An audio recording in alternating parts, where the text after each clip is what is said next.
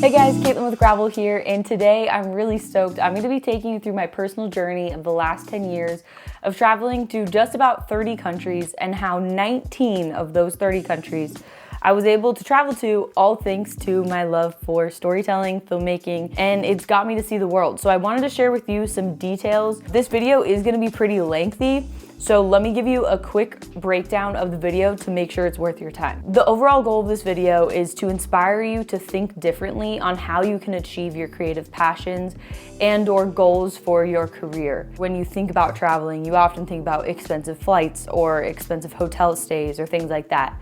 You need to start thinking outside of that box and how you can channel your creative passions to pay for those very expenses. I'm gonna break this video into categories of what trips were camera related and other trips were not. So make sure you reference the chapters so you can move through the video if you don't wanna hear about certain things. This video is going to be filled with practical steps, some financial information, and also just actual ways to get on a plane and go see the world while doing your creative endeavors. So if that's interesting to you, make sure you get a little comfy and we're gonna dive in from the beginning. So these first ones I'm gonna rifle through pretty quick because they had nothing to do with career, obviously. The first time I left the country, I was 8 years old. It was in 2004 and my dad won a work trip and us four were able to go spend a week in a resort as a family. It was super fun, but I wouldn't leave the country again until 4 years later when I went on a volunteer trip to Panama when I was about 12 years old. And on that trip is when I was first handed a camera. And I took photos the entire trip. I was absolutely obsessed. And I basically saw what my future would become. I had no clue at the time. I was 12, but I knew that I wanted to keep doing what I was doing on that trip, which was documenting people in other countries and capturing their emotions and the beauty of the place where I was at. The way I paid for that trip when I was 12 years old is my parents helped out a little bit and I also fundraised because it was a volunteer trip. And so I sent out letters to family members, I asked for money, and I booked my ticket and I went. Now we fast forward to 2014 where I basically fundraised to go on this 6-week volunteer trip to Europe. On that trip, you get to go to 5 different countries. You get to volunteer in all of them, kind of help with specific communities and stuff. And I fundraised for that trip by making t-shirts. I hand screen printed t-shirts at my high school. Thanks to a really cool teacher I had, I was able to learn that skill and I sold 100 of those t-shirts for 20 bucks each. That's $2,000 in 2014. I was able to book my round trip tickets and pay for the program by also fundraising and sending out letters saying, hey, I want to do things different. I don't want to go to college. I want to go on a trip and experience the world and see culture. And thankfully, I was able to fundraise for that trip as well as sell things like t-shirts. Also at the same time, I was photographing weddings in high school. I was filming weddings in high school. And so I was putting all of that money towards this trip I was going to go on. Well, on that trip for 6 weeks, we were in Hungary, Serbia, Slovenia, Austria, and we went to Italy for just a few days there. It was a complete blast. And when I say it changed my entire life, it did. Some background information about myself. I'm originally from the Los Angeles area. I lived about 40 minutes from LAX, so flights are going to be substantially cheaper because I was near an international, very large and well-known airport, which leads to cheaper flights. So that definitely integrated into how I was able to get my travels to go further and do them more. On top of that, I have always been a very entrepreneurial spirited kid. As an adult as well, but as a kid, I was starting businesses when I was like 7, whether it was lemonade stands or jewelry businesses or finding ways to just make money and have fun and be creative. And I think because I lived in kind of a pretty big area, I got into filming and photographing weddings on the forefront of that whole trend in the early 2010s. So I'm really, really thankful for that. I flew back to the States in August of 2014 and I knew for a fact I did not want to go to college and I would be pursuing my entrepreneurial dreams and create a handcrafted goods business. I ran that handcrafted goods business for a year and it actually became profitable. After that year, I figured out about this private program that was in England. It was like a college type thing.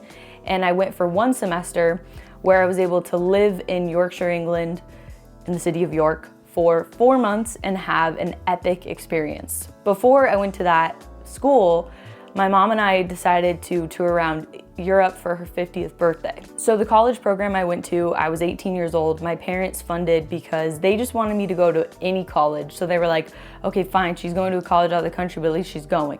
So they funded my college, and then for my mom's 50th birthday, as a gift to her, my family paid for a trip for her and I to go to Europe, and we basically toured around a few different countries for 2 weeks. Those countries were Italy, Switzerland, France, and then we finished in England, where she sent me off to school in Northern England, and I stayed for another 4 months. Those months I was not working on video stuff, but I was planning a way to continue traveling and using my camera to do it. Another really important factor here is a lot of people ask, well, how do you book that first trip? The reality is you have to be scrappy. There is something that I've found to be incredibly common within travelers, which is they are scrappy, creative individuals. Now, that doesn't mean that you're sleeping on the floor and it's disgusting. That means you are finding ways to do things differently. You're thinking outside the box, and you're finding ways to travel to places because you know that once you get to that place, you're gonna meet some people. And when you meet those people will be the key to your next travel opportunity. I've seen this time and time again over the last 10 years, and it's pretty much how I saw all those 30 countries. So while I was living in York, England, I found out about an internship program in Seattle, Washington, and so I decided to move there for 1 year, and that internship program kind of paid for like my odds and ends. It was also another like private college program, and so I did that alongside of this internship where I was doing creative work, videos, graphic design, photography, things like that, and I was helping a nonprofit that was out there. One of my roommates in England was actually from Canada, and so when I flew back to the States to move to Seattle, I drove up to Canada for the first time and got to visit her and her family and had a blast in British Columbia. Came back from Canada, moved to Seattle permanently, and was there for the following year. But within that year, because of some other people I'd met, I was able to go to Nepal in May of 2016, and I went for 2 weeks, and it completely changed my life. That was a volunteer trip where I did photograph and video almost every single day, but I fundraised for the trip by sending out, again, emails, texts, letters to friends saying that I really wanted to see the world, and this was my way of doing it. And also, I put any money that I had made from photo or video while living in Seattle towards that trip. After that trip and posting it on my social media, a friend saw it and she was going to Nicaragua, and I basically reached out to that nonprofit and showed them the videos I had created from while I was in Nepal. Now, this is kind of where the domino effect of shooting for nonprofits and word of mouth started to really carry me to other countries consistently. When I went to Nepal, I photographed and filmed. I didn't get paid for those. I just did it out of a passion project and wanting to build my portfolio. Then when I came home, the nonprofit that I reached out to that was in Nicaragua saw those photos and videos and said, hey, we would love that for our nonprofit. Could you create that for us? And I said, yeah, absolutely, if we trade my trip. So I did that. I created photo and video for them in trade for the trip. I went to Nicaragua for a week and I didn't have to spend any money on it. Then I came back from Nicaragua. So one of the girls I had met on the trip in Nepal was actually about to go shoot a documentary project on the refugee crisis in the Middle East. And so in January of 2017, she invited me to go on that trip with her, and I went, and there was 3 of us. We completely self-funded the trip, meaning we reached out to friends and family.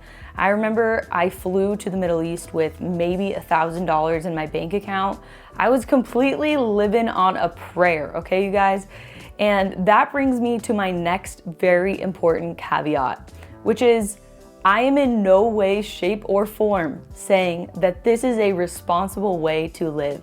But what this is a way to do what I really wanted to do, which was travel the world. Now, what that doesn't contain is I didn't want to have a savings account. I didn't really care about financial stability. Now, meanwhile, my parents were saying, please become financially stable, please go get a secure job. They did not like my lifestyle, but they didn't shut me down. They still supported me, and they knew at some point I would choose responsibility. At that point in time, I was living with my parents, so I really didn't have any overhead, and I just made trip to the next trip work, and I kept meeting people, so I really had no overhead other than the trips themselves and living day to day. Our first stop on that 2017 trip to the Middle East was in Israel and Palestine. We actually traded video and photo for a 2-week tour around Israel, and we were able to stay in a hotel completely for free. We got the entire tour paid for in trade of the content we were creating. Again, I was 20 years old, so I was on cloud nine. I couldn't even concept how much I would charge these people. I just knew I made it, I'm here, this is what I wanted, so this is awesome. We spent those 2 weeks doing that. We created the content, delivered it to them, and then we headed over to Jordan. After Jordan, we were filming there for about 2 weeks. We spent a week in Iraq and Kurdistan, and we did more filming over there. And then we went from Kurdistan to Germany, where we spent 2 weeks just staying with friends. So again, throughout all of this project, we weren't paying for any stay fees. We weren't paying for any hotels, any hostels, anything like that. We were giving cash to the people we were staying with to cover food while we were living with them, but these were all volunteer nonprofit groups, so they were cool with us crashing with them for a week or so. And then once we were in Germany, we were staying with friends and actually my 7th cousins, so really, really distant family members. And of course, they didn't charge us to stay with them. And it was an amazing experience that I will never forget. From Germany, we flew to Morocco, where my 2 friends I was traveling with were actually starting a business of importing goods to the US from Morocco. We spent 2 weeks there in 2 different hostels in 2 different parts of the country, and that was an incredibly cheap trip because you have to remember the cost of living in these places are so much lower than in the US that your money goes extremely further. So basically that entire trip was self-funded and fundraised for the refugee documentary that we had been making in a few of those select countries. Then I flew back to the States and I kind of took a little hiatus from traveling for just a little bit. And a friend invited me to go to Mexico with her just for the weekend. And again, I live near LA, so that's only like a 4-hour drive. So we spent, a week in Mexico. I was shooting for a nonprofit she was working with. Again, that was like a trip trade situation. And then after that, I led a creative storytelling trip to Nepal for 2 weeks again. Nepal is an incredible country. I cannot rave about it enough. I love it. I can't wait to go back. It's been too long since I've been there. And basically I got to go with like a group of 10 people. There was writers, there was photographers, videographers, all different types of creatives. And we went out there and just captured the beauty of that country and tried to tell a story. So I basically got that trip paid for again through self-funding and fundraising. And that was more of a portfolio builder, again, to continue working with nonprofits, because at this point, I'm finding that this trade of video for travel is really working. Some things you're really gonna find is the more you travel, the more opportunities you're going to find. The more you travel, the more people you'll meet who want to continue traveling, and you'll end up going on trips with them to other places. A girl I went to Nepal with on that second trip in 2017, I ended up going to Mexico with, and then in the following March, we went to Norway together just for fun. We basically had I remember I flew to Norway, I think I had like $500 in my bank account, and she had 2 friends who lived in Norway, so we stayed with them the entire 2 weeks. We took buses around the entire country and trains, and we were able to be in Norway, which is a very expensive country. I remember we bought a hamburger and it was like $25, and we just thought, how are we gonna survive? But thankfully we were staying with her friends most of the time, and their families cooked us amazing meals, and we were just so thankful. So there's just so many diverse ways in which you can do this. And if you're thinking, how am I gonna meet people who live in these other countries? Get on, Reddit, get on couch sharing, get on all those websites that they have created for this very purpose. Get on Facebook groups where you can grow relationships online and actually trust these people before you go meet them in real life in another country. Obviously, be safe. And it's always best when you have a mutual friend who can obviously vet this person for you and say, yeah, they're a good person, you should go hang out with them. Another key point, when I think about all of these trips and I share them with you, I know it can be easy to just think, well, that worked out for you. But there are 2 main things that I know for a fact happened. One is that I met the right people. They were good people. And 2, I took action after meeting those people. So I'd meet people, they'd say, oh, I really wanna go here. And then, of course, that could just be a pipe dream. It could never happen. You could just dream that trip up but never go on it. Instead, we would take action. We would find ways to do it. That trip to Norway where I had $500 in my bank account, I remember we found our round trip ticket to Norway for like $300. And I took action. I took the risk of booking it, not knowing if I'd have enough cash to go on the actual trip. While I was in Norway, I brought my camera, of course. I filmed a ton of stuff and I used that as an opportunity for portfolio building. And I also did some content trades for really, really small brands on social media. So because at this point I've worked with a lot of nonprofits, in January of 2019, I actually decided to move to Boise, Idaho, where I end up helping out a nonprofit. And I lived with the people who ran that nonprofit. So I wasn't paying rent and I was creating content for them. And that was basically paying for my lifestyle. I did that for about 8 months. And then I kind of found my footing in Boise and decided I wanted to stay. I wasn't sure if I wanted to actually live in Idaho. I'd never been there before. And I was just kind of testing the waters. But this is where things really shift and I find a very sustainable model for what I want to do. So while living here, I meet a nonprofit who's seen all my portfolio building work, all the other projects I've built out, and I get to go to India for 2 weeks in March of 2019. After I go to India, another nonprofit who functions in Kenya saw my work and invited me to go on a trip with them. These 2 trips, India and Kenya, were the first 2 trips where I was paid, all expenses were paid, and the trip was completely covered. So that means I was actually cashing money. I was actually putting money into my bank account versus going on a trip and just trading content for them. This was a huge shift for me because I saw, oh, this is a sustainable model of doing this. But we're nearing COVID. If you're still watching this video, thank you so much for being here. If you're not subscribed, make sure you do that and comment below any questions you have. I am happy to answer them, and no gatekeeping here. My playbook can be yours as well, so ask away. Let's get back into the video. Now, little did I know that COVID was about to happen not even 6 months later, but in May of 2019, I ended up contract 1099, signing on as a freelancer to work for a tech company doing tech support. It was completely online, email driven. It was completely on my timeline. I chose my hours, and basically the way it worked was the more people I helped, the more money I made that month. So I could make $2,000 to $4,000 a month if I was working full time.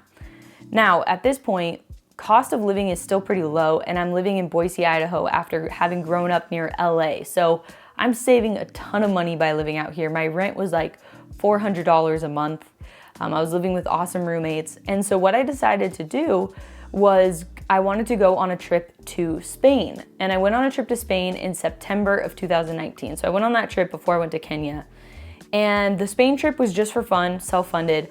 On the last day of that trip, I met a girl named Davinia, and we totally hit it off. She lived in Barcelona, and we had met through a mutual friend. And basically we stayed in touch, and we kept talking about me going back to Spain to spend another, few weeks there with her and just kind of like have fun in Barcelona together. Now, at this exact time, in September of 2019, I'm flying home from that trip from Spain, and I basically come across my now husband's Instagram page, and we start messaging back and forth. He's from Portugal, and I find out that he is doing a massive road trip from Portugal to Iceland in his Sprinter van, and he wants to meet creatives and athletes along the way and, basically have an epic time. And so I pitched to him, hey, what if we make a documentary out of this and then we send it to Netflix? Because at the time I knew some people who knew people who worked at Netflix. And I thought, there's a lot of documentaries on Netflix that look like the stuff I make. We could totally do something like this. And he was totally down. So I started planning for the next 6 months, and I booked my ticket to fly to Portugal March of 2020.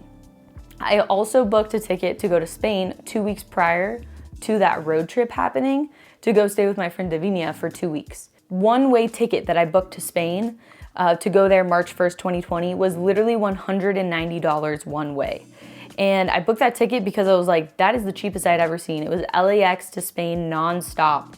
And so I booked it and I went. I didn't think much about it. Then my ticket from Spain to Portugal was probably another like $60. Once you're inside of Europe, obviously flights are notoriously cheap. So again, the overall cost, you guys, is lower than my day-to-day living in the US. So I flew out to Europe March 1st, 2020. I spent 2 weeks in Spain, and the last day I'm there, COVID hits Europe. And basically the Spanish president is saying that they're gonna shut down the country. Now, at this point, I'm still working for the tech company. So as much as I work for them means as much money as I can make. So I'm basically working for them, and that's self-funding my trip in Spain. and it's also gonna self-fund my trip in Portugal. After spending 2 weeks in Barcelona with Davinia, we actually went to Andorra for the day, which is her home country. And so we got to explore Andorra for a full day and then drive back to Barcelona. The next day is when I flew to Portugal to meet Andre for the first time. But then my plan was to spend March all the way to the beginning of June filming that documentary with Andre, my now husband. And basically, I flew to Portugal on March 14th, 2020, and the day I got there, all of Europe shut down. It went on COVID lockdown. And so me and Andre were quarantined together for 3 weeks, and we were trying to figure out if the massive road trip through like 13 countries that we had been planning for 6 months was going to still happen. And we had high hopes. So I stayed another 3 weeks, but 3 weeks in, that's when airlines started kind of teasing that they might not be flying overseas. This was literally the first few weeks of COVID, so we had no clue how long or how serious it was. And I decided 3 weeks in, I'm gonna fly back to the States. The last thing I wanted to happen was my EU visa getting denied because I overstayed my 3-month welcome as a US citizen. As you can see, this is a very long story, so I'm throwing in things as I remember it, but another really unfortunate but key moment here is my flight from Portugal back to the States on April 1st, 2020 was $1,000, a one-way ticket. Remember, my ticket to Spain, one way, LAX to Barcelona, nonstop, was $190. So that really hurt, but thankfully I had my tech support job to be able to pay for it. So this takes us into COVID travels. This takes us into 2020 and what the future looks like. At this point, I realized, okay, wow, all the momentum I just built working for nonprofits, you know, charging them, finally getting paid, plus having my travels covered, is probably gonna not exist for a little while because we don't know how long COVID is. So I keep working for this tech company as a way to basically make ends meet and be able to continue living on my own schedule and travel as the world opened back up. Now at this point, Andre and I are long distance dating and we're trying to see each other, but it takes 4 months for the world to kind of figure out what they're gonna do about COVID. And Ireland, out of all places, decides to open up for tourists from all places to come visit. So we both flew there in July of 2020 and we spent a month out in Ireland. We went all around the country. First, we quarantined for 2 weeks in Dublin, but then we literally road trip for 2 weeks and we got to go all about. We had our bikes with us, so we went on a ton of huge bike rides. It was an incredible trip. And after that trip, we were just super stoked, but we both had to fly back to our home countries. He went back to Portugal, I went back to the US. And at this point, the van trip idea, the documentary idea, it's all kapoots. None of it's happening, and we kind of just go with that. We know that that's how things panned out, and that's okay. I think another key thing here is the tech support job, although it was making my ends meet, I was unhappy. I wanted to be doing video full time, but I also had this kind of like burnout moment where I wanted to take a break from video. So I've always felt that if you're willing to pivot and you're willing to take breaks when you need it within freelancing and contract careers, 1099s, you're going to go a lot further. You're going to find what you actually want to be doing. The tech support for me was literally just a means to the next thing. And I'm incredibly thankful for that opportunity because it supported me during a massive pandemic, which no one saw coming. Then we spent another 4 months apart, and Andre's family actually lives in Abu Dhabi in the United Arab Emirates. So we decided to fly out there and meet up with each other and spend 2 months living out there. So I spent November and December of 2020 in Abu Dhabi. It was an incredible experience. I was still doing tech support to kind of pay my way and also just like exist while out there. But I ended up getting connected with a branding agency and started working for them while I was there during those 2 months. We were both working for them. At the end of December 2020, we actually got engaged because we knew we wanted to get married and we knew the green card process would probably be lengthy and extensive, but we actually decided to move to Abu Dhabi full time and work with this branding agency. So we flew back to the States, we got married. We actually went to Mexico on a honeymoon for like a week in March of 2021. And then right after we flew back to LAX, we moved to Abu Dhabi and we lived there for an entire year. While living in Abu Dhabi, we worked a full-time 9-to-5 job, and I was working at a branding agency for the first time in my life. It was also the first time I had a 9-to-5. And I will say, for me, I learned it doesn't work. It doesn't make me happy. It doesn't fulfill me. And so after a year of living out there, we decided we wanted to move to the States and start his green card process and really dive into what that can look like. And once I got back, I picked up my camera full time and I started going after business in the States. But because of his green card, we basically didn't travel for a year and a half.